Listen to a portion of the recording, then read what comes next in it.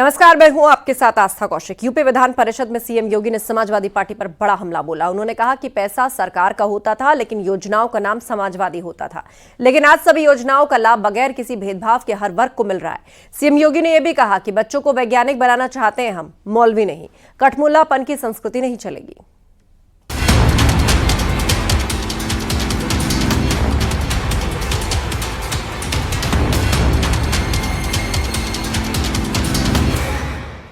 UP विधानसभा के budget सत्र के दौरान सीएम योगी ने विधान परिषद को संबोधित किया।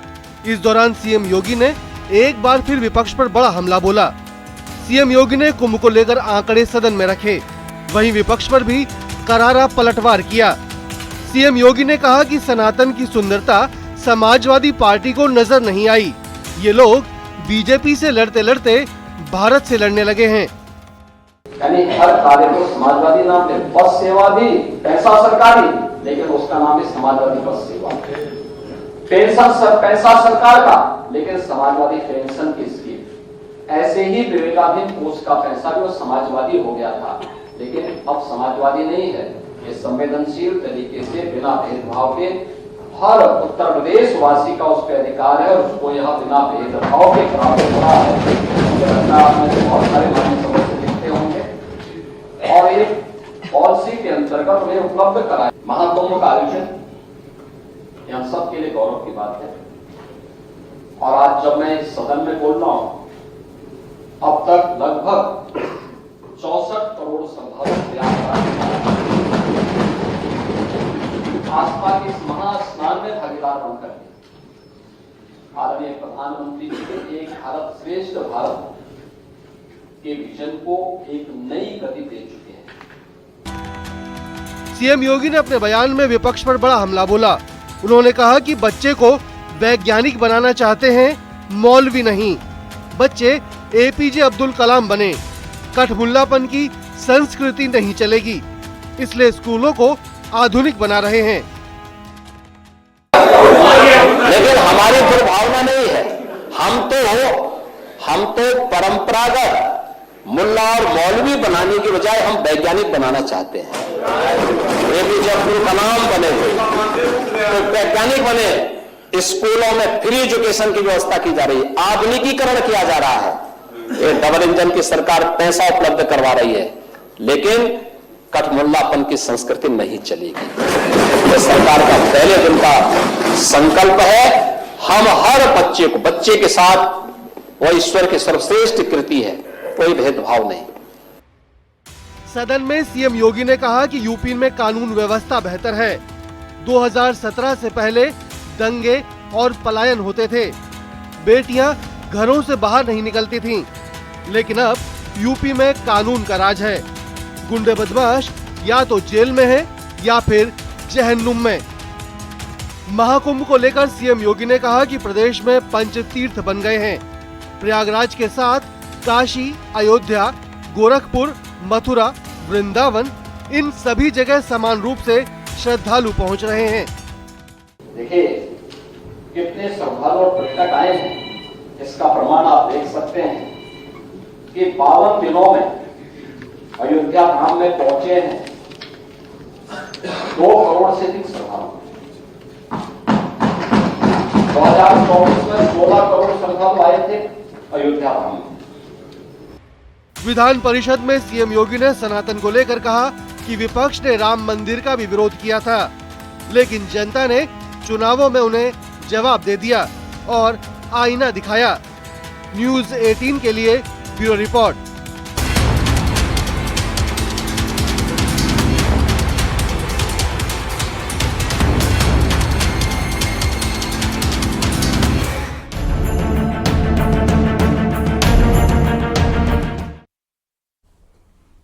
विधानसभा में सीएम योगी के दिए बयान पर सियासी घमासान मच गया है। सीएम योगी ने कहा था कि महाकुंभ में जिसने जो तलाशा उसको वो मिला। गिद्धों को लाश मिली, सुअरों को गंदगी मिली, संवेदनशील लोगों को रिश्तों की तस्वीर मिली। इस बयान पर अब विपक्ष ने कंस और भगवान श्री कृष्ण का उदाहरण देकर निशाना साधा है।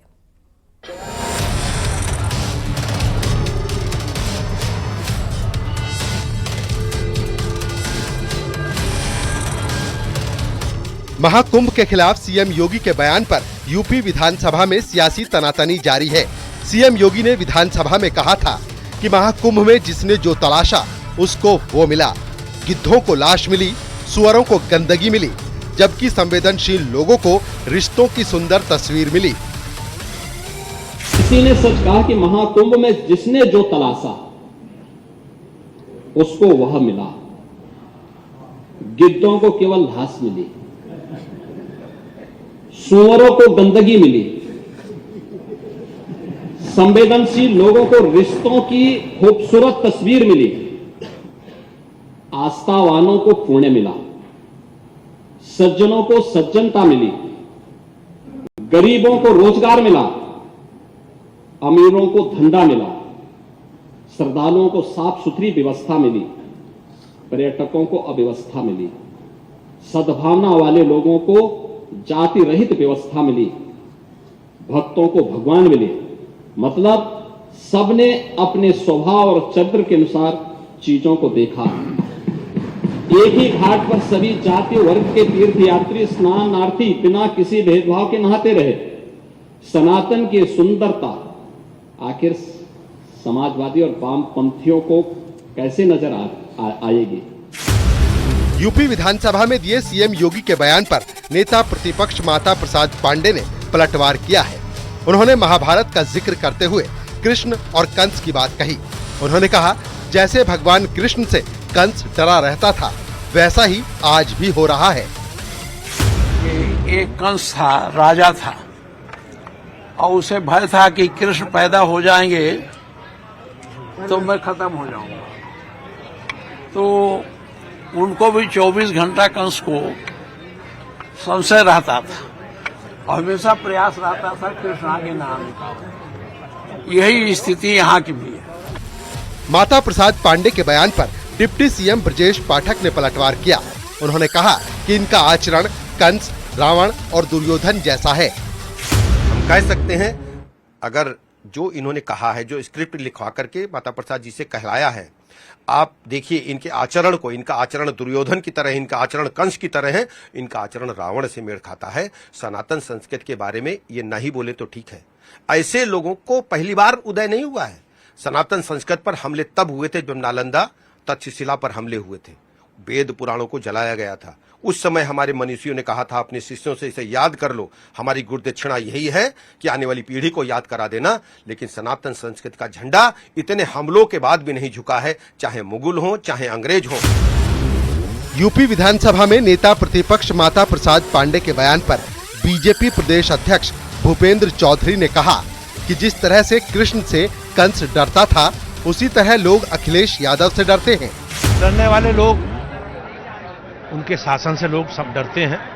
जिस प्रकार से समाजवादी पार्टी के समय अराजकता, गुंडागर्दी, बेईमानी, भ्रष्टाचार और समाजवादी पार्टी के अलग अलग सरकारों के कालखंड में जिस प्रकार से कार सेवकों का नरसंहार हुआ, हिंदू संस्कृति और परंपरा को दबाने का काम किया, तो निश्चित रूप से आप जनता समझती है। सीएम योगी के बयान पर शुरू हुए वार पलटवार की सियासी लड़ाई अब दुर्योधन, कंस और भगवान कृष्ण तक पहुंच गई है।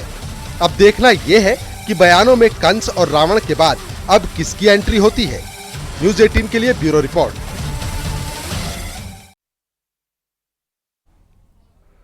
इससे पहले भी विपक्ष सनातन पर हमला बोल चुका है। पश्चिम बंगाल के मुख्यमंत्री ने जहां महाकुंभ को मृत्यु कुंभ कहा था, तो वहीं आरजेडी सुप्रीमो लालू प्रसाद यादव ने महाकुंभ को फालतू की चीज कहा था।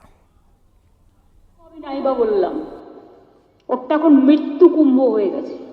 মহাকুম্ভ আমি নাইবা বললাম, ওটা এখন মৃত্যু কুম্ভ হয়ে গেছে।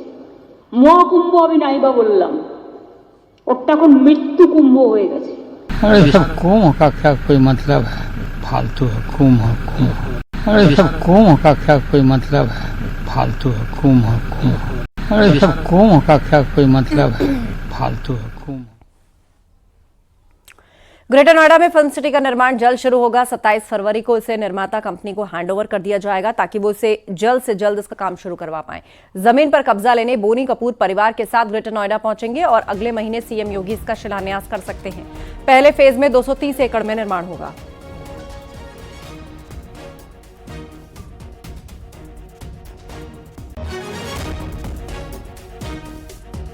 उत्तर प्रदेश के मुख्यमंत्री योगी आदित्यनाथ का dream project international film city 27 तारीख यानी 27 फरवरी को यमुना अथॉरिटी फिजिकली हैंडओवर कर देगी और इस हैंडओवर को लेने के लिए बोनी कपूर सपरिवार ग्रेटर नोएडा पहुंचेंगे। आपको बता दें 230 एकड़ में शुरुआती तौर में इसको विकसित किया जाएगा, जिसमें स्टूडियो एनिमेशन, 3D एनिमेशन, तमाम हाईटेक सुविधाओं से ये लैस होएगा और इसका निर्माण का कार्य भी जल्दी शुरू कर दिया जाएगा। 27 फरवरी को बेव्यू कंपनी और साथ ही भूटानी ग्रुप जो इसके निर्माता कंपनी है, जो फिल्म सिटी का निर्माण करेंगे, उनको ये फिजिकली हैंडओवर कर दिया जाएगा और साथ ही इसका निर्माण कार्य भी अगले महीने से माना जा रहा है शुरू कर दिया जाएगा। 3 सालों में इसको बनकर तैयार कर दिया जाएगा ताकि यहाँ पर फिल्म की शूटिंग हो सके।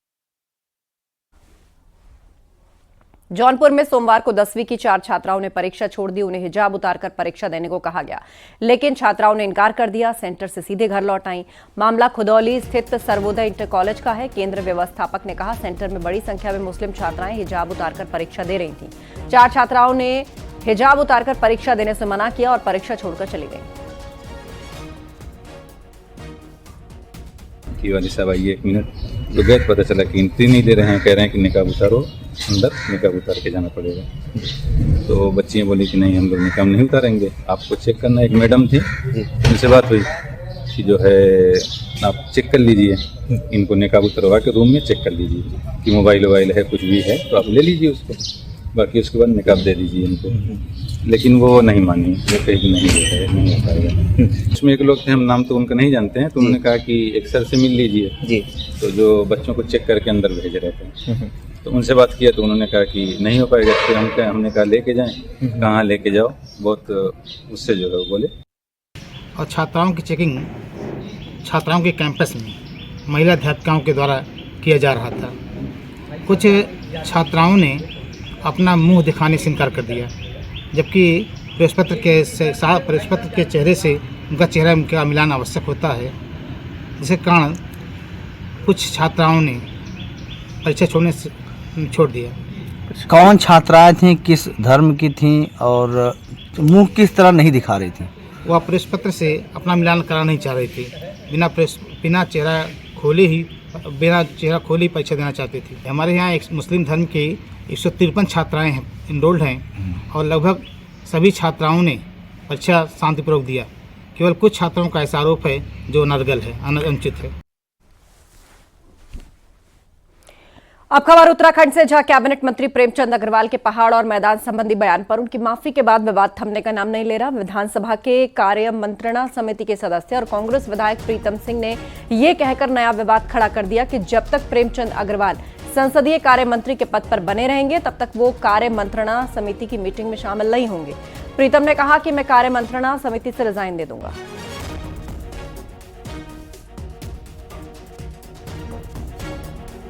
देखिए, मैंने एक बात तय की है, क्योंकि मैं कार्य मंत्रणा का सदस्य हूं। जब तक प्रेमचंद अग्रवाल जी संसदीय कार्य मंत्री रहेंगे, मैं कार्य मंत्रणा से त्यागपत्र भी दूंगा और कार्य मंत्रणा में तब तक जाऊंगा भी नहीं।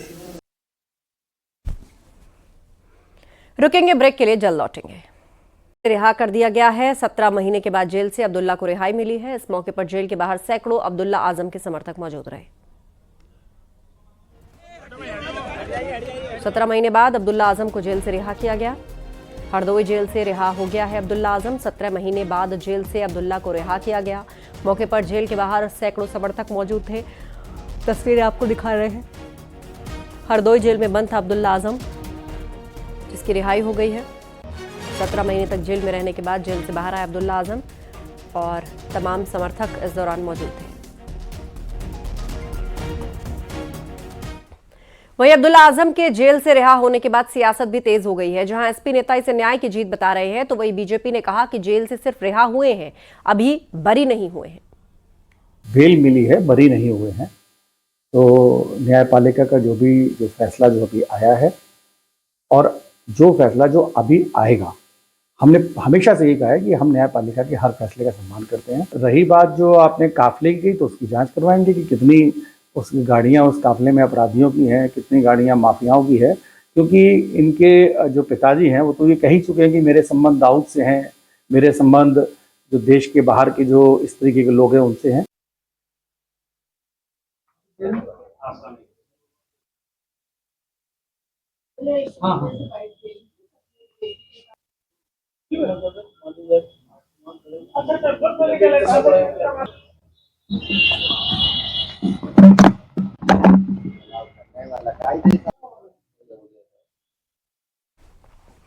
अब्दुल्ला आजम के जेल से रिहा होने के बाद उनके समर्थकों ने जोरदार स्वागत किया, मिठाई बांटकर खुशी जताई। हम भारत की उस न्याय व्यवस्था को बधाई देना चाहते हैं जो मौके बेमौके अपनी शक्ति का प्रदर्शन करके ये बताने का काम करती है और न्यायप्रिय लोगों में विश्वास जगाती है कि अभी भारत में न्याय जिंदा है। और आने वाले 2027 में हम लोग उनके सहयोग से और पूरे पीडीए के सहयोग से और हर उस व्यक्ति के सहयोग से जो किसी भी जाति और धर्म का हो, लेकिन भारतीय जनता पार्टी की सरकार की बेरोजगार विरोधी, किसान विरोधी और मजदूर विरोधी, अलोकतांत्रिक और तानाशाह सरकार से उत्तर प्रदेश को छुटकारा देने के लिए काम करेंगे।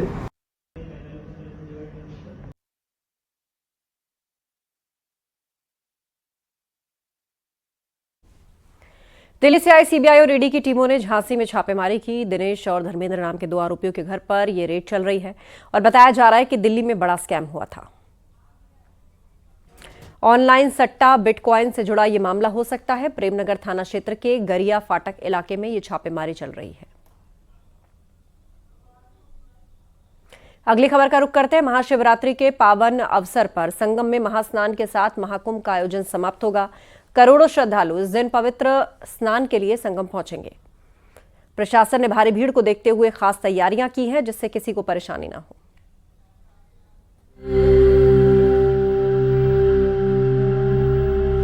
महाकुंभ का अंतिम महास्नान, महाशिवरात्रि पर महातैयारी, आस्था अपार, श्रद्धालुओं की लगी कतार। दुनिया का सबसे बड़ा आयोजन अब समाप्ति की ओर है। महाशिवरात्रि पर महास्नान के साथ ही महाकुंभ 2025 का समापन हो जाएगा। अंतिम स्नान के लिए तैयारी भी सबसे जोरदार हो रही है। आखिरी अमृत स्नान को लेकर भी अब तैयारी तेज है। हर जगह पर साफ सफाई हो रही है, हर चौक चौराहे पे, संगम जाने वाले रास्ते पर। और मैं आपको तस्वीरों के जरिए यहाँ पर दिखाना चाहूँगा कि किस तरीके से सफाई कर्मचारी यहाँ पर लगातार साफ सफाई करते हुए, और इन्हीं सफाई कर्मचारियों का सम्मान भी हमने देखा था पिछले दिनों किस तरीके से प्रधानमंत्री नरेंद्र मोदी हों या फिर मुख्यमंत्री योगी आदित्यनाथ और तमाम केंद्रीय मंत्री जो हैं उन्होंने सम्मान किया था। और ये तस्वीरें देखिए, इस चौक चौराहे पर मैं आपको जरा नीचे करके दिखाऊं तो कहीं भी आपको गंदगी नहीं दिखेगी, हर जगह पर साफ सफाई दिखेगा, क्योंकि 24/7 ये लगातार साफ सफाई कर रहे हैं। इतना ही नहीं, किसी भी तरह की कोई परेशानी ना हो, भीड़ ज्यादा होने वाली है। करोड़ों की संख्या में श्रद्धालु महाशिवरात्रि के दिन पवित्र संगम में स्नान करेंगे, लिहाजा उसी तरह से आने जाने वाले श्रद्धालुओं के लिए रास्ते भी तय कर दिए गए हैं। शिवरात्रि को देखते हुए हर जगह पर बैरिकेडिंग कर दी गई है, यानी श्रद्धालु जिस रास्ते से संगम में पावन डुबकी लगाने के लिए जाएंगे और उस रास्ते से वो वापस नहीं लौटेंगे, बाहर निकलने के लिए दूसरा रास्ता होगा। और अब वही रास्ता मैं आपको दिखाने जा रहा हूँ। सबसे पहले तो एक तस्वीर देखिए, ये श्रद्धालुओं के लिए अंदर जाने का रास्ता है। ये यानी संगम क्षेत्र में जाना है तो यहाँ से आप अंदर जाएंगे, बाहर निकलते हैं यहाँ से, और किसी भी तरीके से कोई श्रद्धालुओं को दिक्कत ना हो, इसीलिए रूट को डिजाइन किया गया है। हर जगहों पर रूट को डिजाइन किया गया है और हर जगहों पर उत्तर प्रदेश पुलिस के अधिकारी इसी तरीके से यहाँ पर तैनात रहेंगे। अब तक महाकुंभ में जो भी गया है उसने व्यवस्था की तारीफ की है। भले ही लगातार श्रद्धालुओं की संख्या बढ़ रही हो, लेकिन स्नान करने में किसी को कोई तकलीफ नहीं हो रही। बहुत ही अच्छे से ऑर्गेनाइज्ड कर रखा है। मैंने स्नान किया, मैं अपने फ्रेंड्स के साथ आई और बहुत ही अच्छा एक्सपीरियंस रहा है। और मैं चाहूँगी कि और अभी 26 तक है तो महाशिवरात्रि तक और लोग आएँ और अच्छा इसको यूटिलाइज करें। गवर्नमेंट ने बहुत अच्छी सुविधाएं दे रखी हैं लोगों के लिए, स्पेशली लड़कियों के लिए। लड़कियां सेफ हैं यहाँ पर, तो बहुत ही अच्छा एक्सपीरियंस है मेरा। महाशिवरात्रि का दिन बहुत ही महत्व वाला है। महाकुंभ में अमृत स्नान के दिनों की तरह इस दिन भी संगम में स्नान करने का बहुत ही ज्यादा पुण्य फल देने वाला है। यही वजह है कि महाशिवरात्रि के दिन स्नान करने वालों की संख्या ज्यादा रहने वाली है और उसी तरह से व्यवस्थाएं भी की गई हैं। पहाड़ों में सड़क डबल लाइन बनाने से सफर काफी सुहावना और शानदार हो गया है। देहरादून, ऋषिकेश, हरिद्वार से 10 घंटे का सफर सिर्फ 5 से 6 घंटे में पूरा हो रहा है, जिससे यात्री खुश हैं।